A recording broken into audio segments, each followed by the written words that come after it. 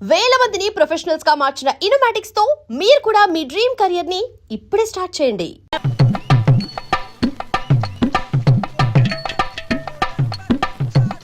అమ్మా ఏమేంట్రా బాబు బాబు ఒళ్ళంతా తడిసిపోతుంది నాయన.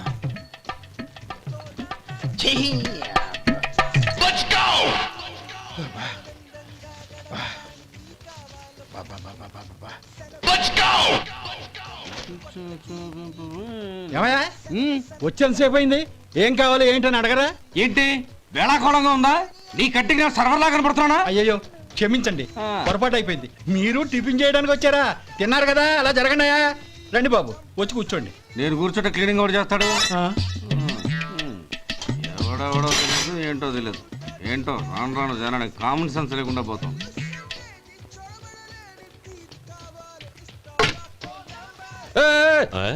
ఏందా ఇదే? నేను ఉల్లిదో చెప్తే ప్లేన్ దో తీసుకొచ్చా అంతే కదా. ఒక్క నిమిషం. ఇదేంటి? ఉల్లి. ఇది దోశ. రెండు కలిపితే ఉల్లి దోశ. ఉల్లి దోశ కానీ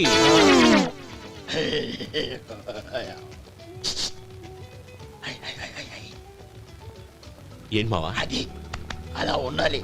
గోల్డ్ అంత ఆయిల్ షో అదే మెయింటైన్ అదే మెయింటైన్. గురువు గారు, ఏంది? మీకు మీ హోటల్ కు మేమిద్దరం ఇంత ఆదా చేస్తున్నాం కదా, నాకో 50 తనకో 100 జీతం పెంచొచ్చు కదా. ఏం నువ్వు మాట్లాడేది? అవతల వెళ్ళి ట్రైనింగ్ తీసుకోలేదా? వెళ్ళు. నువ్వేందయ్యా సప్లై చేసుకో, ఎక్కడ చూసావేంటి? వెళ్ళిపో. అమ్మా ఛాన్స్ దొరికితే చాలు. జీతం పెంచు ఎక్కేస్తారు. నాకు బొచ్చే పెరగట్ల. మీకు జీతం ఎందుకు పెంచేది? అమ్మో నా బొచ్చు.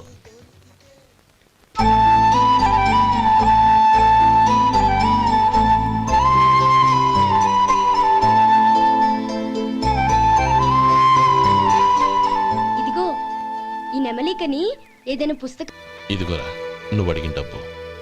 నువ్వు చేసిన సాయం జన్మలో మర్చిపోలేను. కాపురం ఉంటున్న నీ ఇంటిని తాకట్టు పెట్టి నన్ను నమ్మి ఈ డబ్బిచ్చావు. నీ రుణం ఎలా తీర్చుకోగలను? లే, ఇందులో ఏముందిరా? అంతగా రుణం తీర్చుకోవాలనుకుంటే నీ కూతురు గౌరీని నా తమ్ముడు మధుకిచ్చి చెయ్యి. దానికి మేమెంతో అదృష్టం చేసుకుని ఉండాలన్నయ్య. మధు, రేపు నేను ఊరెళ్ళిపోతున్నాను కదా, నాకు ఇష్టమైన మట్టి గాజులు కొనిపెడతావా? అలాగే. గంట కొట్టేశాను. రైలు కదిలిపోతే ఎక్కండి ఎక్కండి ఎక్కండి. గౌరీ ఎక్కమ్మా. ఎక్కమ్మా ఎక్కమ్మా. జాగ్రత్తమ్మా. అలాగే అన్నయ్య. జాగ్రత్త రే. ఉంటానా గోపాలం, నువ్వు జాగ్రత్త. అన్నయ్య, ఏంటమ్మా? నువ్వు చేసిన ఉపకారం జీవితంలో మర్చిపో. అవే మాటలమ్మా. జాగ్రత్తగా వెళ్ళండి.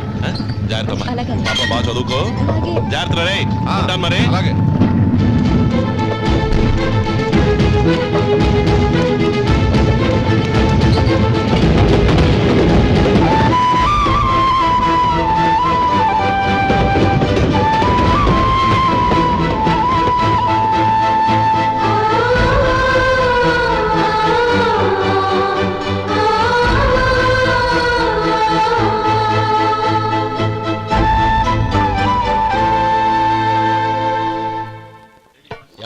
వడుందా?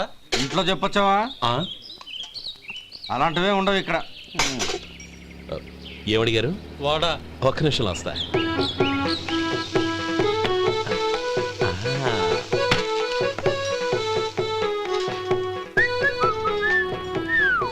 ఇంకేనా కావాలా? వద్దు. ఇవాళ మన హోటల్లో వడవేయలేదుగా, మరి ఆ వడెక్కడిది? నిన్న ఎలకబోలో వడ పెట్టాను. అదే ఇది. మరి ఎలక? అది వాసన చూడగానే చచ్చిపోయింది. చూసారా గురువు గారు, మీకోసం మీ హోటల్ కోసం మేమిద్దరం ఎంత పాటు పడుతున్నాం. థ్యాంక్స్ అయ్యా. ఇప్పటికైనా మా జీతాలు నెలకు నాకేమో. సుబ్బారాయుడు బాగున్నావా? ఎప్పుడొచ్చా? మీ ఆవిడని కాపురాన్ని పంపించావా? చిచి, మీ అమ్మాయిని కాపురాన్ని పంపించావా? ఓకే, నేను కలుస్తానులే. మీకేం కావాలి సార్?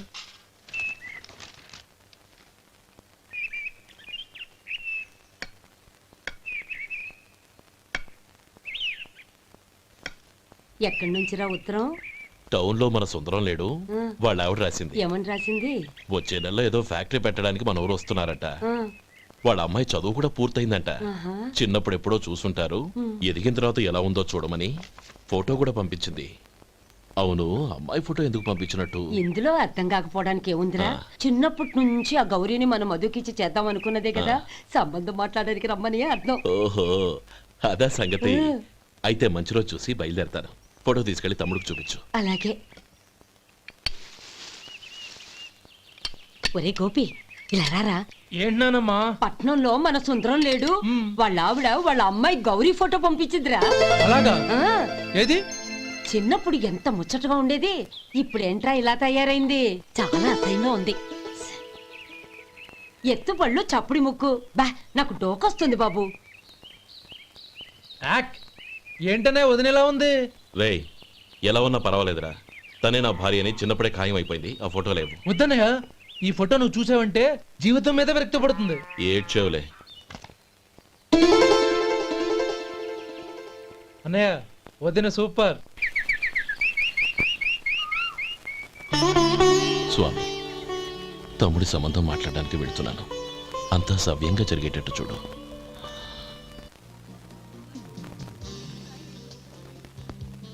ఎలా ఉన్నారండి? బాగున్నానండి, మీరు ఎలా ఉన్నారు? బానే ఉన్నాను. Congrats sir. ఇలాగే ప్రతి ఏడు మీరే ఉత్తమ పారిశ్రామికవేత్తగా ఎన్నిక కావాలని నేను మనస్ఫూర్తిగా కోరుకుంటున్నాను. Thank you. ఆయన కాకపోతే ఇంకెవరు ఎన్నిక అవుతారు sir? Yes, you are right. రేయ్ సుందరం, ఎలా ఉన్నావురా? బాగున్నావా? ఆ? ఏంటంటే అలా చూస్తున్నారు? సుందరం నా స్నేహితుడు, పైగా మా ఊరివాడు. చెప్పరా? ఎక్స్క్యూజ్ మీ, ఇలా కూర్చునండి, ఇప్పుడే వస్తాను. అలాగే.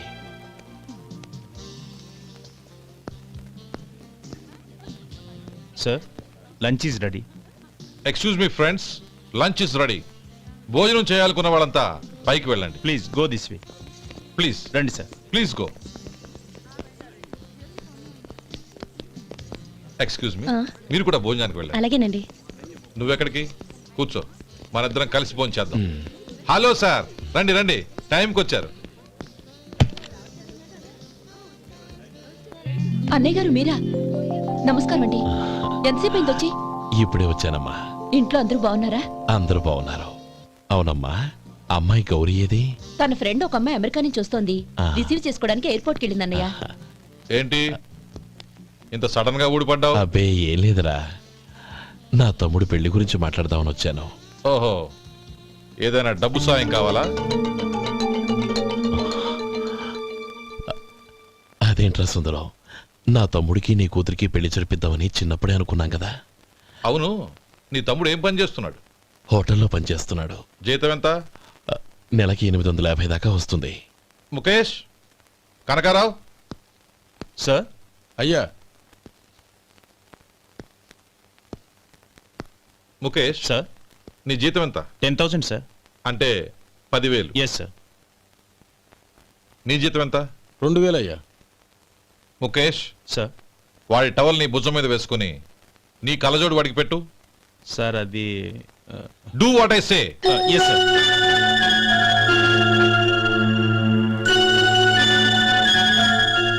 ఎలా ఉంది? బాగోలేదు. ఏ? కోటు బూటు వేసుకున్న ఆయన టవల్ వేసుకున్నాడు, పంచె కట్టుకున్న ఆయన కళ్ళజోడు పెట్టుకున్నాడు. పొంతన లేదు కదా. ఇక మీరు వెళ్ళండి. Yes sir.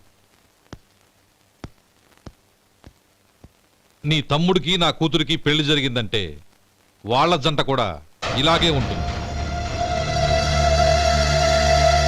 ఒకప్పుడు నువ్వు నాకు చాలా డబ్బు సహాయం చేశావు, నేను కాదంటం లేదు. కావాలంటే ఆ డబ్బు వడ్డీతో సహా తీసుకో. అంతేకాని ఇలా సంబంధం అది ఇది అని మాట్లాడటానికి ఇంకెప్పుడు నా ఇంటికి రావద్దు. అవతల నాకు చాలా పనులున్నాయి, వస్తాను. ఎలాగో వచ్చావు కాబట్టి భోంచేసి వెళ్ళు. ఒక్క నిమిషం సుందరం గారు, మీరు నా పాత స్నేహితులు సుందరం అనుకుని వచ్చాను. ఇలా డబ్బున్న సుందరంగా మారారని తెలుసుంటే అసలు ఈ పక్కకే వచ్చుండేవాణ్ణి కాదు. కనీసం భోంచేసి వెళ్ళమన్నారు, చాలా సంతోషం. వస్తానండి. వస్తానమ్మా.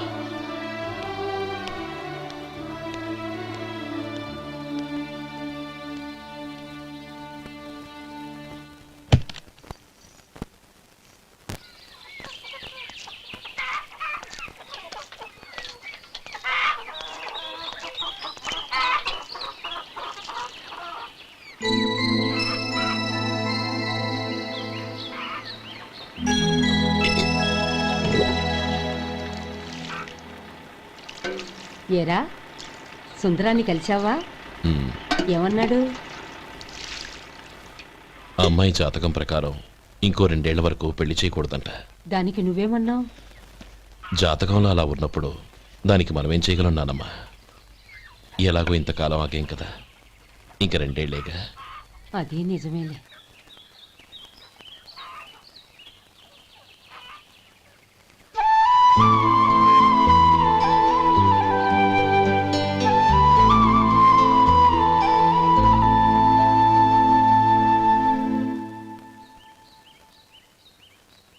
అక్కడ నిన్నెవరైనా అవమానించారా అన్నయ్య? అబ్బే, అలాంటిదేం లేదే. అవును, ఎందుకలా అడిగావు? అన్నయ్య, చిన్నప్పటి నుంచి నా మొహాన్ని నేను అద్దంలో చూసుకున్న దానికంటే నీ మొహాన్ని ఎక్కువగా చూశాను. నీ ప్రతి కదలికకు అర్థం నాకు తెలుసు. ఒకటి మాత్రం నిజం అన్నయ్య, నువ్వు తలంచుకుంటేనే గౌరీ నాకు దక్కుతుందనుకుంటే ఈ జన్మే కాదు, ఎన్ని జన్మలెత్తినా అవి నాకు అక్కర్లేదు.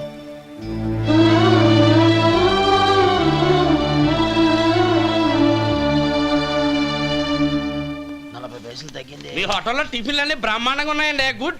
చాలా థ్యాంక్స్ అండి, అంతా మీలా అంటాడు అయ్యా. యారా సుబ్బారావు, ఎలా ఉన్నారా? బాగున్నావా?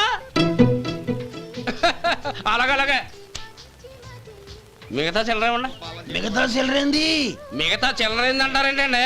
100 ఇచ్చాను కదా, మిగతా చిల్లర ఉన్నా. ఏంది జోకులు ఎత్తన్నావా? నీతో జోకులు ఇవ్వాల్సిన అవసరం నాకేంటయ్యా? నువ్వేమన్నా నా బామ్మర్దివా, బంధువా? మర్యాదగా నేను ఇచ్చిన 100లో నీ 32.5 తీసుకుని మిగతా చిల్లరే. అరే, అసలు 100 రూపాయలు లేకుండా చిల్లర పడ్డావేంటి?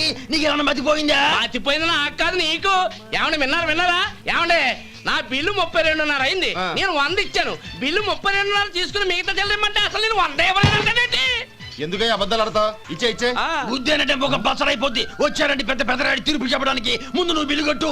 నేను బిల్లు కట్టడం ఏంటయ్యా బాబు? ఇప్పుడే టిఫిన్ చేయడానికి వస్తుంటే. మరి ఇంకే 9 హోల్స్ మూసుకొని లోపలికి తోపి తిను. ఎల్లు. ఏంటి మావా గొడవ? చూడరా మధు, డబ్బులు ఇవ్వకుండానే 100 రూపాయలు ఇచ్చి అబద్ధం ఆడుతున్నాడు. ఇవ్వలేదంటావేంటయ్యా? కావాలంటే గల్లా పెట్టి తీసి చూడు, 100 నోటు కనపడతాయి. చాలే ఊరుకోవయ్యా. ఎర్ర చీర కట్టుకుందా నా పిల్లమే అన్నట్టు గల్లా పెట్లో ఉన్న ప్రతి 100 రూపాయలు నీది అయిపోతాయింది. ఇంతకీ ఏం సార్ మీరు అనేది? అన్నానికి ఏముందండి, నా బిల్లు పోను మిగతా చిల్లర ఇస్తే నేను వెళ్ళిపోతాను. మీరు ఆల్రెడీ 100 ఇచ్చారు కదా. అవును. అదేంటి? ఇంకో 32.5 ఇస్తే సరిపోతుంది. ఇదేంటయ్యో తిరగాసుగా మాట్లాడుతున్నావు? నా బిల్లు 32.5 కదా. మీ బిల్ ఏది? ఇదిగో. అయ్య బాబాయ్, తెగ మాత్రం 32.5, 132.5 ఎలాగైందయ్యా? మీరు 100 ఇవ్వకుండానే ఇచ్చినట్టు. This is cheating. అయినా నేనంత తిన్నానన్నానికి సాక్ష్యం ఏంటి? మీరు 100 ఇచ్చారనడానికి సాక్ష్యం ఏంటి? నేనే. మీరు తిన్నారనడానికి సాక్షి నేనే. ఏయ్, నీలాంటి వాళ్ళని నా సర్వీస్ లో ఇంతమందిని చూశాను. అనవసరంగా గొడవ ఎందుకు కానీ మర్యాదగా కట్టేసి వెళ్ళు. తప్పదా? తప్పదు. ఇవ్వకపోతే మెడ తిప్పేస్తాను. సార్, నా దగ్గర డబ్బు లేదు సార్. ముందు చెయ్యదులు. ఇది ఎంత ఉంటుంది? నాకేం తెలుసు. ఇది కొట్టేసిన బాబతేనా?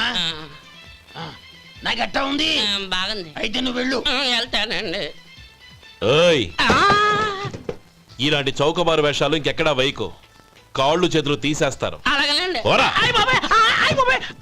ఒరే సొంటి, మధుకి వచ్చే నెల నుంచి నెలకి జీతం 100 రూపాయలు పెంచా.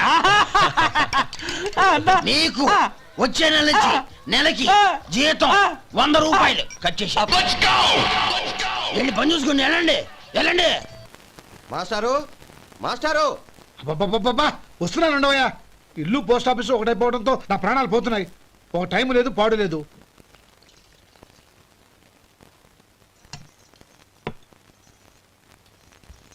ఏమండి, సాయంత్రం అమ్మాయిని చూసుకోవడానికి పెళ్లివారు వస్తున్నారు. అయితే మర్చిపోతారేమోనని. ఎందుకు మర్చిపోతాను? ఇది 36వ సంబంధం. వాళ్ళందరికీ నచ్చంది, వీళ్ళకి మాత్రం నచ్చుతుందా? మర్చిపోతాను. ఏంటో కంగారు? వస్తున్నాను కదా. ఏం కావాలి? 2 ఇంగ్లాండ్ కవర్లు, 2 కార్డులు రండి.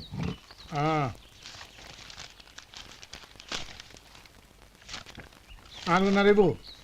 ఇవ్వండి. ఇదిగో. అరే గోపాలం, ఏంట్రా బయట నిలబడ్డావు? లోపల రారా. ఏం లేదురా, నువ్వేదో దుమదుమలాడుతుంటే లోపలికెందుకని బయటే నిలబడ్డాను. అవును, ఎవరి మీద కేకలేస్తున్నావు? ఇంకెవరి మీద? నా పీకి గుదిబండ్లా తయారైందిగా నా కూతురు, దాని మీద. ఇప్పటి వరకు దాదాపు 40 సంబంధాలు చూశాను రా. వచ్చిన ప్రతి వాళ్ళు ముందు లడ్డూలు తిని బాగుందంటారు, తర్వాత పకోడి తిని బాగుందంటారు, తర్వాత పిల్లలు చూస్తారు, వెళ్ళిన తర్వాత ఉత్తరం రాస్తామంటారు, అంతే. మళ్ళీ తుపాకీ దెబ్బ కూడా దొరకరు. కారణం ఏంటో చెప్పరు. అంతా నా కర్మ. ఏ జన్మలో ఏ పాపం చేశానో ఏమిటో. అసలు దీని జాతకంలోనే ఇది చెల్లుందిరా. ఎవరినన్నా ఏ లాభం? రే, ఏంట్రా ఆ మాటలు? అమ్మాయి బాధపడదు. కొత్తగా బాధపడటానికి ఏముందిరా? తిట్టి తిట్టి నాకు పడి పడి దానికి అలవాటైపోయింది. నా సంగతి సరే, ఏంటి ఇలా వచ్చావు? ఉత్తరం, మనీ ఆర్డరు, అంతేగా? రేయ్, నేను ఓ మాట చెప్తాను, నువ్వేమనుకో కదా. భలేవాడివే, చెప్పరా. సంపాదించిందంతా తమ్ముళ్ళకే ఖర్చు పెట్టకుండా నీకంటూ కొంచెం వెనకేసుకోరా. నా గురించి నీకు తెలుసుగా. నా తమ్ముళ్ళందరినీ కష్టపడి చదివించి ప్రయోజకులు చేశాను. వాళ్ళు సంపాదించడం మొదలెట్టాక నా మొహం కూడా చుట్టం మానేశారు. ఇవాళ నా కూతుర్ని కనీసం గుమాస్తాకిచ్చి పెళ్లి చేయలేని స్థితిలో ఉన్నాను. నా పరిస్థితి నీకు రాకూడదని చెప్తున్నాను. నాకు అలాంటి పరిస్థితి రాదురా. నా తమ్ముళ్ళు రత్నాలు.